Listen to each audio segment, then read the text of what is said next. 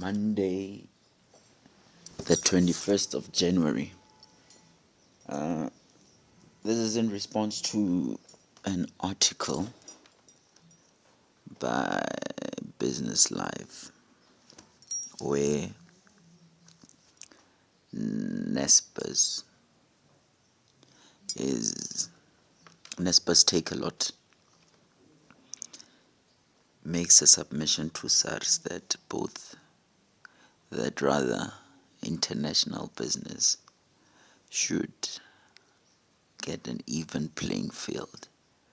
So their SARS implications must be the same. Prior the 1900s, not 1900s, man, prior 1994, South Africa domestically was regarded as a protectionist country.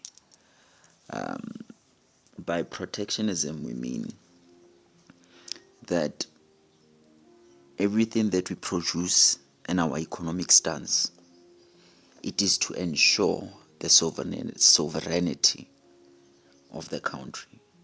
So we do everything to make sure that us as a country, before we go to other countries, we are strong.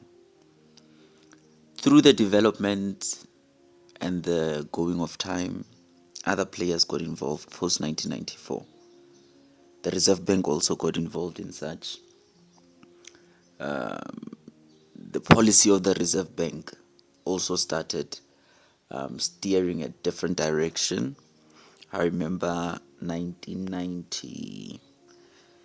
1994 and 1999, somewhere there, the Reserve Bank started adopting policy that rather exposes South Africa to the international community.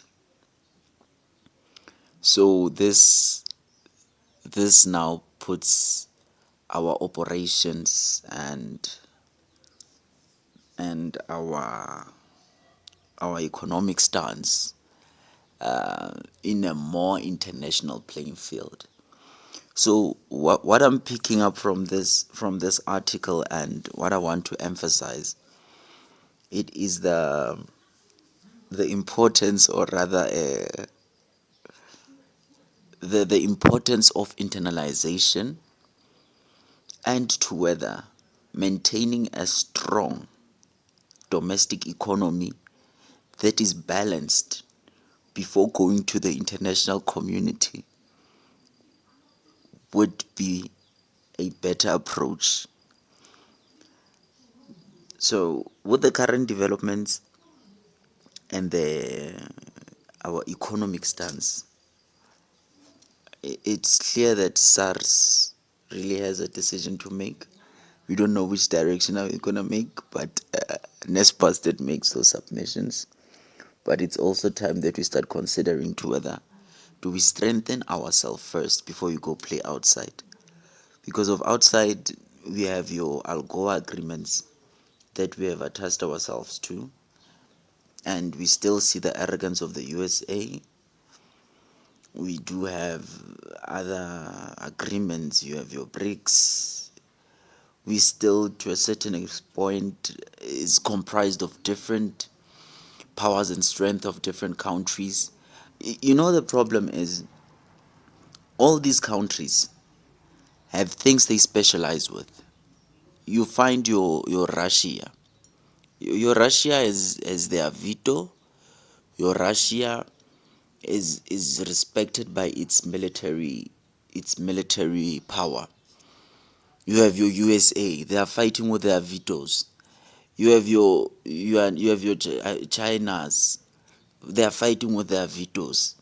So my stance when it comes to the sovereignty and protectionism is saying that as a nation domestical, we must have something that says this signifies us. We are able to make a stance, and we are able to sit in a position regardless of some key international players what they do, because we end up in a position at which we try and satisfy the international community at the expense of our domestic operations. I feel like as a country, we should start having a stance where we're saying that this is a limit where no one passes. And regardless of the international balance of forces, regardless of the international community steering to a particular direction, but we maintain our position. Because we can't always be dictated by the vetoes and all that, you know. Traditionally, as a nation, we must go sit down and saying that this is our stance. Whenever we leave, we go into the international community, we just be participating, and whatever we consume from the international community, it is a stance that would be embedded in our domestic. You know, when you are an organization, you'd have your inherent frameworks that you'd say that whenever there's some external, whenever there's some external influence that comes in, you'd first say, where is my internal structure? And that would come sit. Now you find that we are part of your commonwealths, and even such, the decisions of such must always fall in a background and a stable. It must fall in a background and a stable nation. So our stance when it comes to the economy must start being a bit aggressive in a sense of saying that you come into our territory, you pay. So it can't be that SARS would say that we must level the internet. Our domestic businesses at this particular point are suffering. We started by allowing international players into our economy. We are barriers to entry into our economy. The barriers to entry into our economy have ended up into non-existent.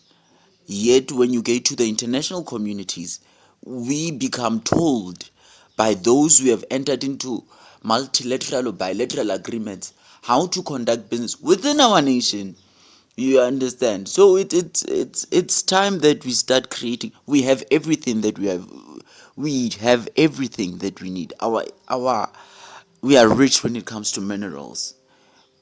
Our chartered accounting, our legal system. You go to your accounting systems, you find that your basils, we have internal accounting systems or finance systems that which are internationally recognized and are used internationally, which are domestically created in South Africa.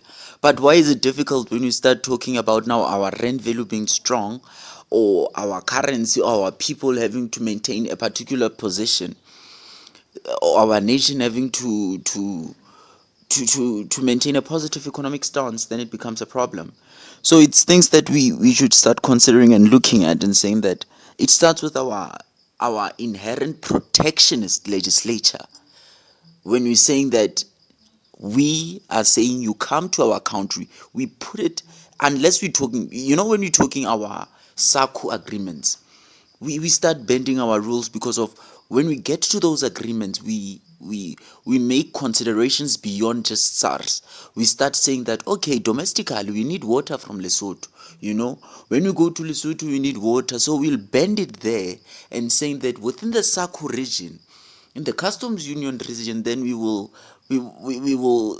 try and saying that no, we apply SACU there, but not in a holistic saying that the international playing field, especially when you go into SARS, it can't be. It is time that we start looking and saying that our people and our nation and our domestic economy must start being rooted with what we have, and it must grow, and everything that we do, or the international community comes playing in, must be in a contributing manner, not from a position of being put in a corner. We must start having an economic stance that is military congregant. We can't say we have power, yet we are being bullied when it comes to the economy. You know, that was just a Takealot. I mean, Takealot is here now. Takealot is an influential company. You talk Nespas, you talk Takealot. You're talking a company that's steering towards the fourth industrial revolution, that is rather key in the driving force of the fourth industrial revolution. We see for IR, I mean, if you look at the growing rate of such services and their needs, in saying that we're trying to get the fourth industrial revolution into action, even though our nation is a bit stagnated, or rather a bit we're not that close towards that due to it's South Africa. We're South Africa, man. We still South Africa. So when you get such opinions from such companies like your Takealots, it becomes worrisome, because now we start having to sit down, because we Takealot is having a platform. Those are the people that which are supposed to be driving the perception of internationalization. They should be the carriers of the concept of internationalization. But then now you don't carry such a vision of internalization and the fourth industrial revolution, and then you don't consider the inherent, or rather the rooting, the roots of our domestic economy that strengthens it. It is one of those things. So we must just consider those things. I mean, we can't play with SARS. SARS, when it gets outside, it must chow. We must make them pay, unless we have, these people are bullying us. Anyway, that was just my response to that Kumalo article. But Nespas can't pull us like that. We can't. Those people don't. It can't be.